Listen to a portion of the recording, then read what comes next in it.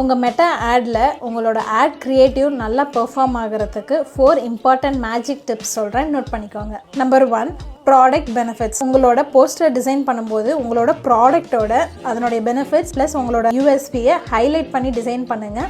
இந்த மாதிரியான க்ரியேட்டிவ் சூப்பராக ஒர்க் ஆகும். Number 2, us versus them. So உங்களோட யூஎஸ்பியை லைக் யூனிக் செல்லிங் பாயிண்ட்னு சொல்லுவோம். ஸோ உங்களோட யூஎஸ்பியை லிஸ்ட் அவுட் பண்ணுங்கள். அண்ட் லிஸ்ட் அவுட் பண்ணிவிட்டு மார்க்கெட்டில் எது மாதிரிலாம் பண்ணிகிட்ருக்காங்க அப்படின்றதையும் லிஸ்ட் அவுட் பண்ணுங்கள்.